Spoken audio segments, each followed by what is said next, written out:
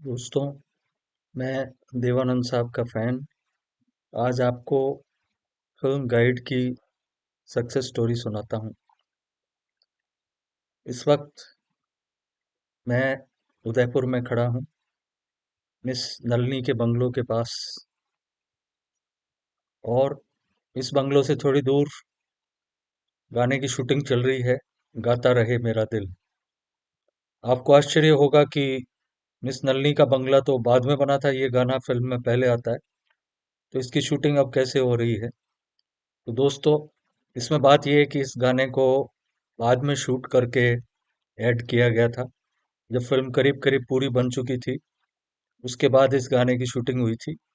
और जैसा कि आप देखेंगे कि इस पूरे गाने में हीरोइन वहीदा रहमान जी सिर्फ एक ही पिंक कलर की साड़ी में रहती हैं। बहुत ही शानदार गाना ये, बहुत कामयाब भी रहा। और किशोर कुमार साहब का और लता मंगेशकर जी का गाया हुआ ये गाना, किशोर कुमार साहब ने बहुत लंबे अंतराल के बाद देवानंद साहब के लिए गाना गाया।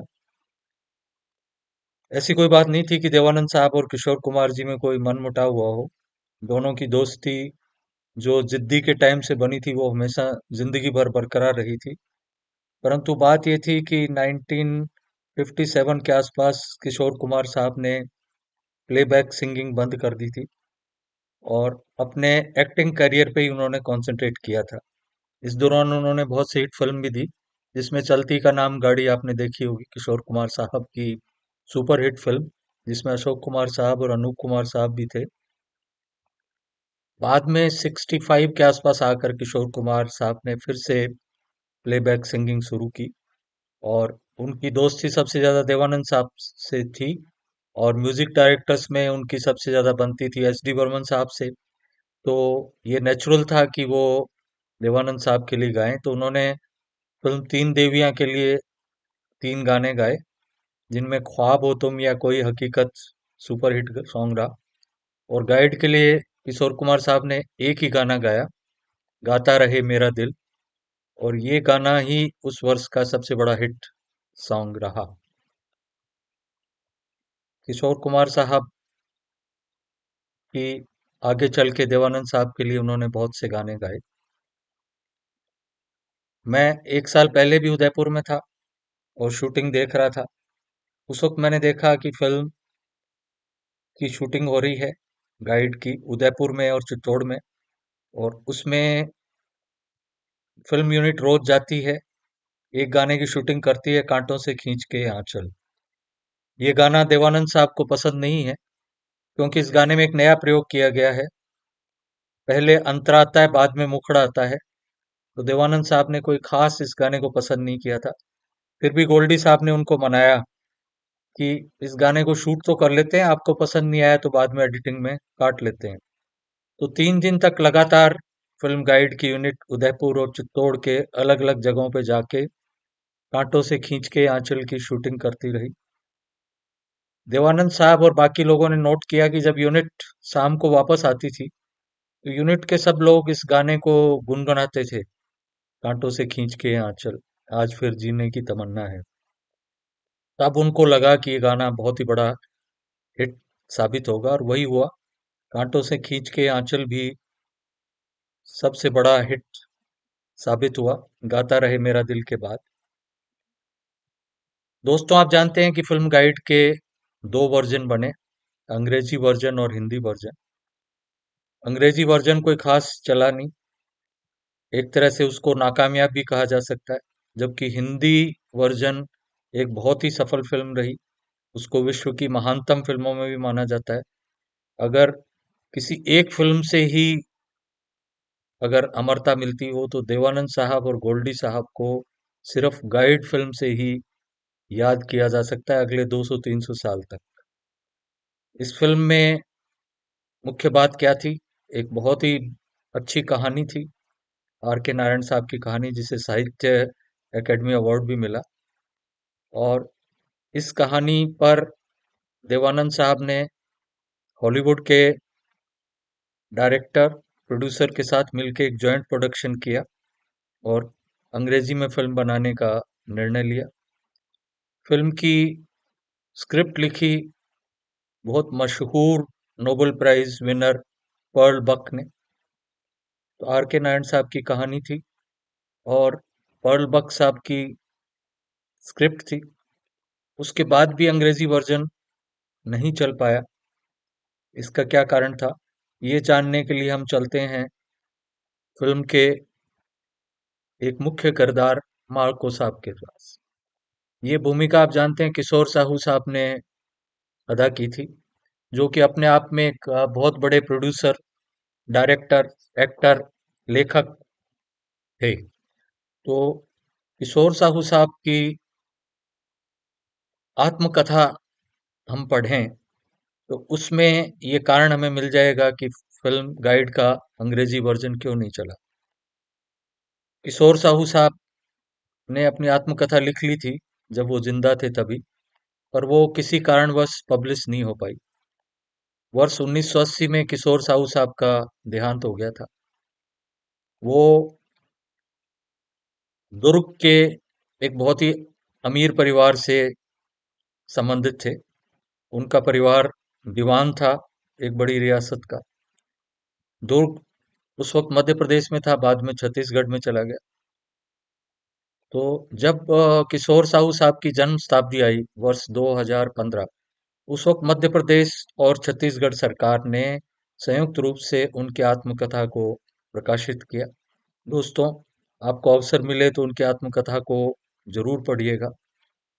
उसके अंदर उनकी सारी जीवनी और पूरा एक जो भी फिल्मों से वो संबंधित रहे हैं उनके बारे में लिखा गया है। और बॉलीवुड की फिल्म हिस्ट्री आप जानना चाहें तो एक बहुत ही महत्वपूर्ण डॉक्यूमेंट है किशोर साहू साहब की आत्मकथा।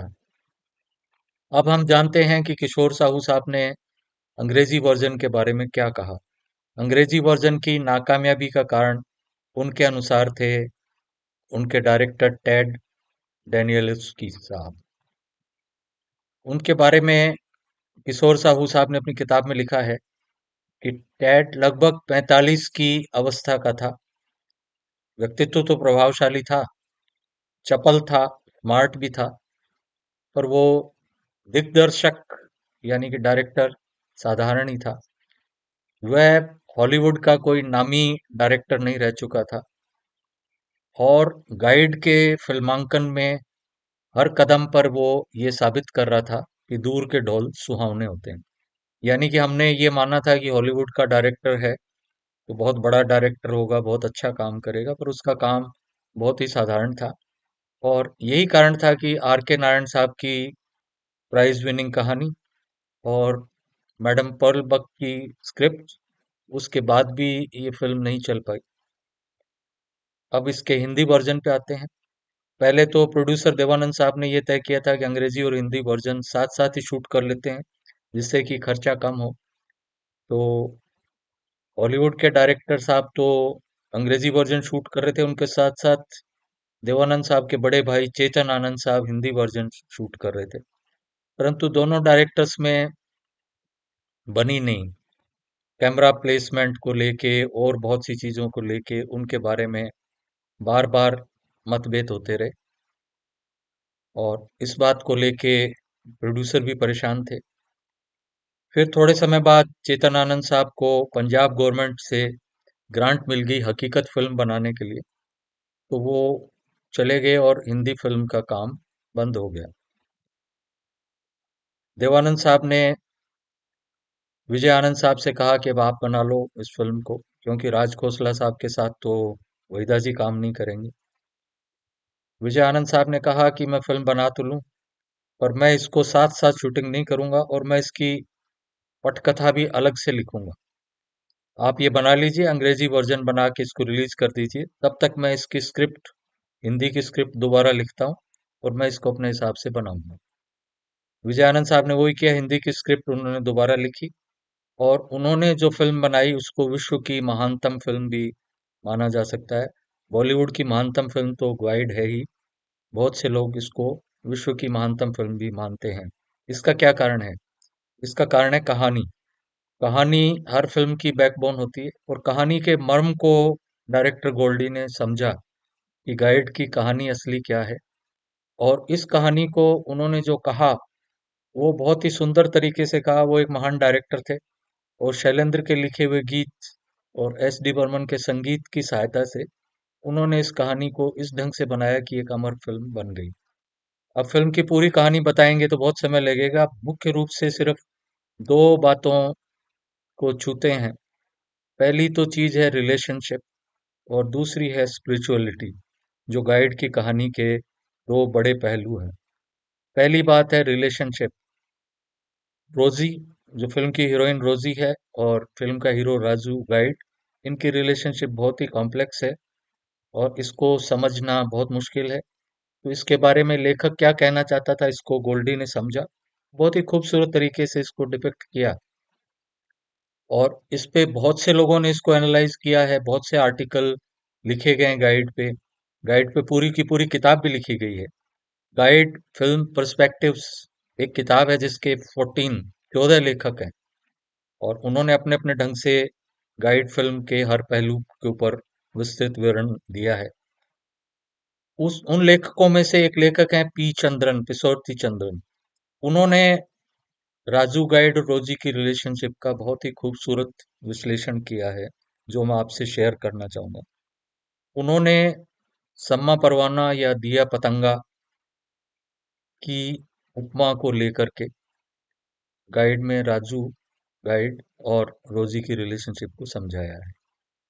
वैसे तो आमतौर पे हम हीरोइन को दीपक मानते हैं या शमा मानते हैं और हीरो को पतंगा या परवाना मानते हैं, परंतु पी चंद्रन साहब का ये कहना है कि इस फिल्म में आप मानिए कि रोजी एक परवाना है और राजू गाइड एक शमा है।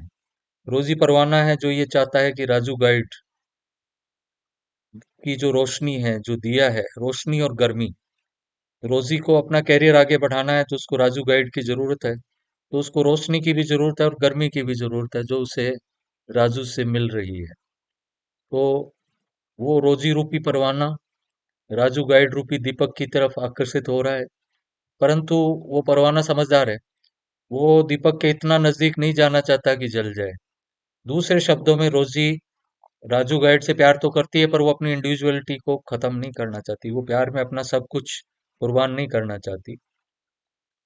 तो आपने भी देखा होगा फिल्म में कि जब राजू गाइड जेल काट रहा होता है, उस वक्त रोजी अपने फॉरेन टूर भी कर रही होती है। तो उसने अपने आप को पूरा कुर्बान नहीं किया, हालांकि वो राजू से प्यार करती थी, उसकी केयर भी करती थी, पर इस हद तक नहीं करती थी कि वो प्यार में अपनी इंडिविजुअलिटी को ही बर्बाद कर दे, अपने कैरियर को ही बर्बाद कर दे। दूसरी तरफ राजू का हम देखें तो राजू ने अपने आप को पूरी तरह प्यार में झोंक दिया था। वो रोजी के प्यार में पूरी तरह बर्बाद हो चुका था। उसका ये कहना भी है, जब रोजी उससे मिलने गई जेल में, तो राजू अपने दिल में सोचता है और वो बात इशारों इशारों में रोजी से भी कहता है। गाइड फिल्म आपने कई बार देखी है, आप जानते हैं कि राजू गाइड ने जो मार्को ने ज्वेलरी बॉक्स भेजा था, उसकी रिसीट पर रोजी के जाली दस्तखत कर दिए थे। इसलिए नहीं कि वो लालची था, बल्कि इसलिए कि वो रोजी को इतना ज्यादा प्यार करता था कि वो ये नहीं चाहता था कि मार्को फिर उसका दिल जीत ले ये गहने उसको देके। पर इस बात को रोजी नहीं समझ पाई। तो राजू उसको कहता भी है कि मैं समझता था कि और कोई समझे ना समझे रोजी जरूर समझ जाएगी, पर मेरी समझ भी कितनी ना समझ निकली। और जब मुझे होश आया तो अपने आप को जेल में पाया। तो होश जब राजू को आया तो बहुत देर हो चुकी थी, वो जेल में था। और रोजी को अफसोस भी हुआ। रोजी ये भी कहती है कि राजू, मैं तुम्हें प्यार तो करती हूँ, पर मैं ऐसी हूं कि तुम्हें बचाने के लिए मैं झूठ भी नहीं बोल पाई। क्योंकि अगर अदालत में रोजी झूठ बोल देती, वो ये मान लेती कि दस्तखत राजू ने नहीं उसने किए हैं, तो राजू बच जाता। पर खैर, ये सब डेस्टिनी थी। राजू जेल काट के बाहर आता है। बाहर आने के बाद उसके पास ऑप्शन है कि वो अपनी माँ के पास जा सकता है। उधर रोजी भी उसके पास आने में इंटरेस्टेड है।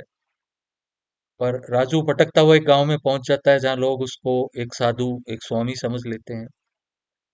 राजू जब गांव वालों को कहानी सुनाता है, तो उस कहानी में वो एक काल्पनिक कहानी बना देता है कि एक बार एक स्वामी जी थे और गांव में बरसात नहीं हुई, तो स्वामी जी ने 12 दिन उपवास किया और बरसात हो गई।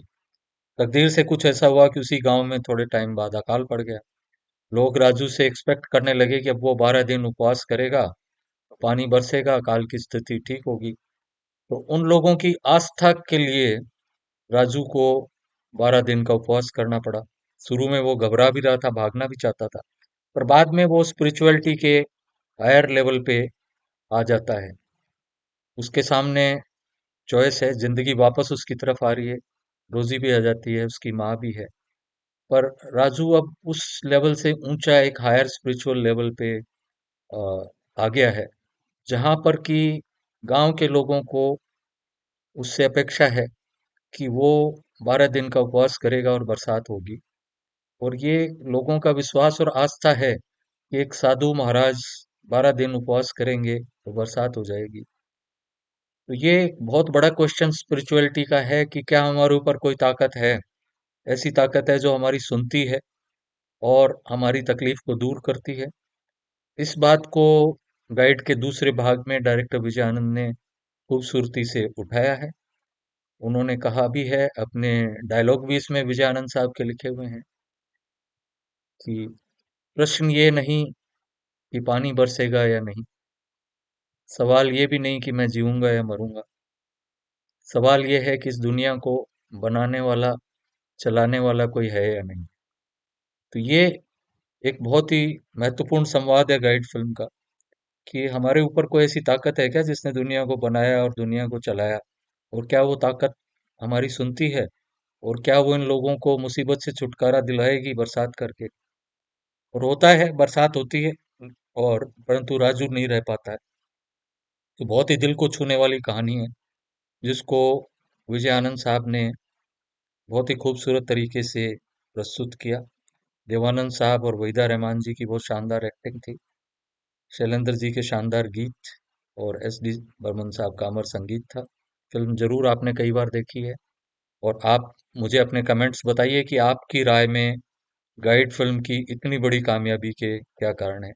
कृपया मेरी चैनल को सब्सक्राइब करें और इस वीडियो को लाइक करें, और अपने कमेंट जरूर दें कि एक गाइड फिल्म में ऐसी क्या खास बात थी जो वो सारी फिल्मों को पीछे छोड़कर इस स्तर पर पहुंच गई। धन्यवाद।